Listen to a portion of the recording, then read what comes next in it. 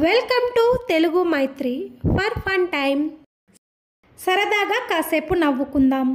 ఈరోజు కూరలో కొంచెం కారం ఎక్కువైందన్నమాట వాస్తవమే, కానీ ఇది కూడా గృహహింస కింద వస్తుందా సార్?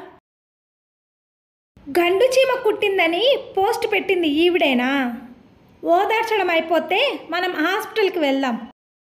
స్కూల్ బాయ్: ఆంటీ, మీ భుజాల దగ్గర డ్రెస్సు చిరిగిపోయిందా ఆంటీ, చూసుకోండి. మీ ఆయన్ని కోర్టుకు లాగమన్నాను, కరెక్టే, కానీ లాగే పద్ధతి ఇది కాదమ్మా. రిటైర్ అయిపోతున్నందుకు నాకేం బాధ లేదమ్మా, కానీ బయట అందరికీ నా వయసు తెలిసిపోతుందనే నా భయం.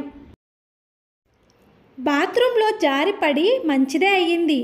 అపోజిషన్ పార్టీ వాళ్ళు అటాక్ చేశారని మీడియాకు చెప్పేద్దాం, వాళ్ళే చూసుకుంటారు. ఇక ఈ సమ్మర్ సీజన్లో బెంగళూరు సిటీ సిచ్యువేషన్. కావాలంటే బీర్వాలో నగలు డబ్బులు తీసుకొని నీటిని మాత్రం వదిలేనాయనా, నీకు దండం పెడతాను. మర్యాదగా మీ చేతుల్లోని పైపులు కింద పడేసి లొంగిపోండి, లేదా నీటిని దుర్వినియోగం చేస్తున్నందుకు మిమ్మల్ని అరెస్ట్ చేయాల్సి ఉంటుంది. పిండి కొద్దీ రొట్టె, అలాగే నా దగ్గర పర్సు కొద్దీ వైద్యం, సరేనా? ఇది కార్పొరేట్ హాస్పిటల్ల తీరు. ఇలాంటి మరిన్ని ఫన్నీ వీడియోస్ కోసం please subscribe my channel. Thank you for watching. Please like, share and subscribe.